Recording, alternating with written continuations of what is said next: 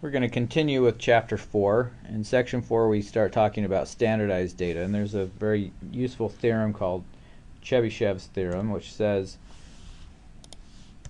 that we can find the percentage of observations that lie within k standard deviations of the mean, and we do that by taking 1 minus 1 over k squared and multiply that by 100. So we've got the mean, that's the measure of central tendency. We've got the standard deviation, that's a measure of variation, and we're now going to combine those things together and say what proportion of the data is within plus or minus k standard deviations of the mean value.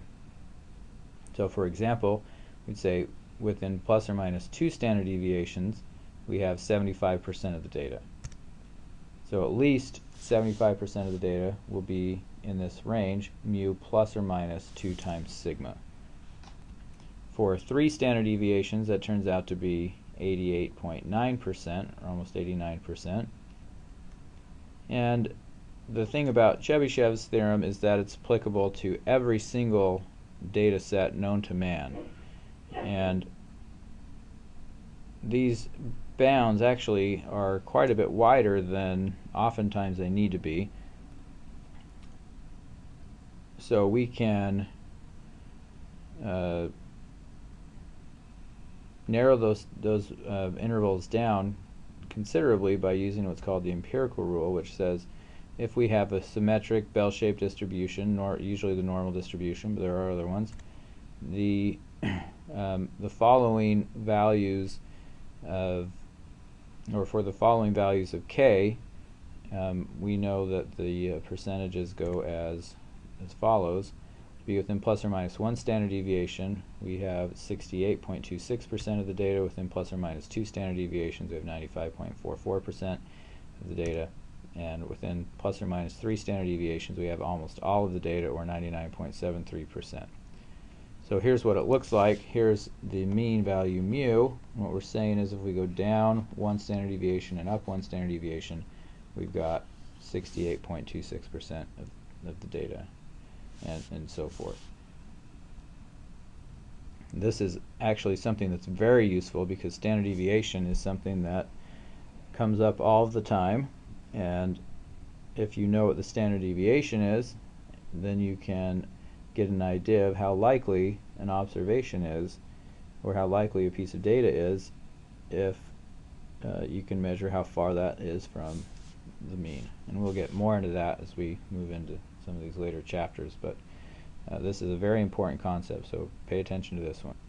So we finally get to this notion of a standardized variable that we're going to call z, and this basically just takes all of the data points that we have and subtracts the mean and divides by the standard deviation.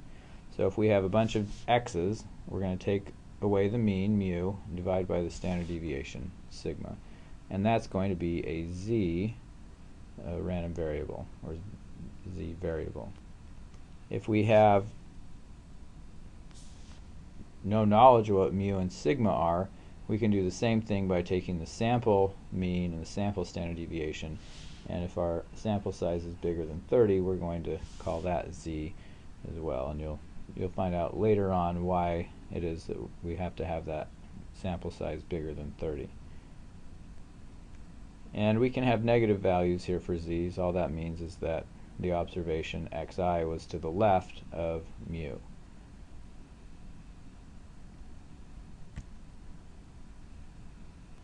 If we look at this standardized z-score, then we can note that we have an unusual observation if we have a z value, or a z-score, that's bigger than 2 standard deviations, which happens about, well, 95% of the time, about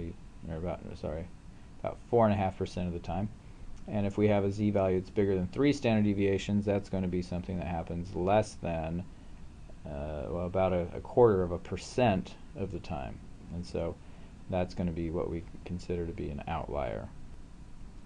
So using this knowledge that we have about the empirical rule, we know that all of the values are within about 6 standard deviations, or in other words, from mu minus 3 standard deviations to mu plus 3 standard deviations. So that total distance is 6 standard deviations.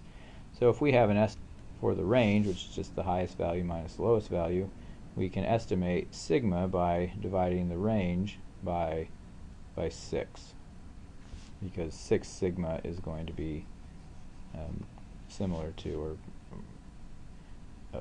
an estimate for the range. This is only useful when we know what the range is, and it depends on the assumption of normality. This brings us to percentiles. Percentiles are data that divide the data points that divide all of the data into 100 different groups. So for example, the 83rd percentile, maybe you scored 80 on the 83rd percentile on your standardized college entrance exam, and what that means is that 83% of the data is below the 83rd percentile. So 17% of the data is above that percentile. If we want to talk about dividing the data into 10 groups, then we have what are called deciles. We also will use the term quantiles for percentiles,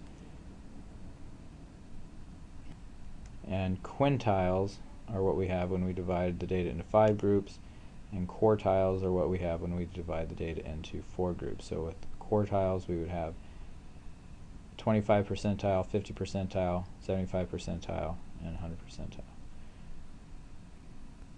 Percentiles are used to make comparisons between observations where maybe the mean and the standard deviation are not necessarily going to be the same. So when you took the SAT or the ACT or whatever it is you took to get into college, they gave you back a raw score, and they also gave back a percentile. The percentile compared you to everybody else who took the test, and the assumption is that when you take the test, maybe it's different than when your siblings took the test or friends took the test at a different time period. And so this the score is basically calibrated to take into account the difficulty level of the test. And every test is different, and so taking the test is going to not allow you to compare necessarily scores with your peers who also took the test. So instead we're going to look at percentile. So quartiles are again the 25th, 50th, and 75th percentile, and there's lots of things that you can use percentiles for. Quartiles are the ones that show up quite often. Here's what it looks like. We have the lower 25% to the left of the first quartile. It's down here. The middle 50% is between the first and the third quartile, and so that means that the upper 25% is above the third quartile. So we call these three values Q1, Q2, and Q3. Even though they're quartiles, there are only 3 of them. Note that the median is also the second quartile, because that's 50% of the data to the left and 50% to the right. And there's a picture of what that looks like. So the interquartile range says just take Q3 minus Q1, and then it gives us the middle 50% of the data. So this is what that looks like with an arrow. So to use what we call the method of medians, we want to find the quartiles. So we're going to start off by sorting the observation, finding the median, find the median of the data values that lie below the median Q, find the median of the data values above Q2, and that's going to give us the quartiles. So for example, we take the middle Q2 is right here, and if we take the median of the first 6, we get Q1, and if we take the median of the last 6, we get Q3.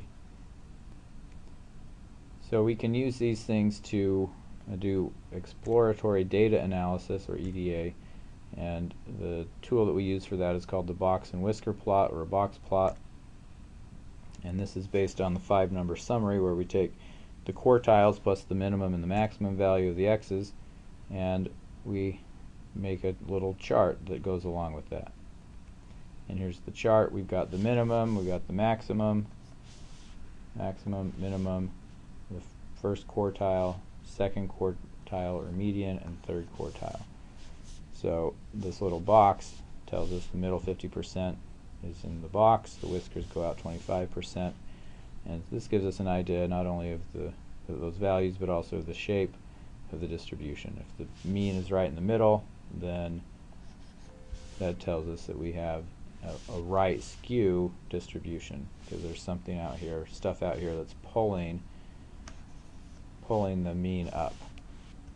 So if we have a symmetric distribution, we're going to have distribution or a box plot that looks like this right here, nice and symmetric. Left skew says we're going to have a big left tail out here, right skew is going to have a big tail out here. Uniform is also going to look symmetric because it is symmetric, but the tails are going to be smaller than what we had with the normal. That brings us to this section on correlation and covariance. Correlation is a measure that we use to compare two different variables. So in this example, we've got an x and a y, and we want to know what kind of relationship is there. And we can measure the sample correlation coefficient by taking the summation of xi minus x bar times yi minus y bar, multiply those together, sum them up, and divide by the square root of the summation of xi minus x bar quantity squared times square root of yi minus y bar quantity squared. Now this value is something that is always between -1 and 1, and if we have a positive correlation, that means as one variable goes up, the other one tends to go up, and if it's negative, as one variable goes up, the other one tends to go down.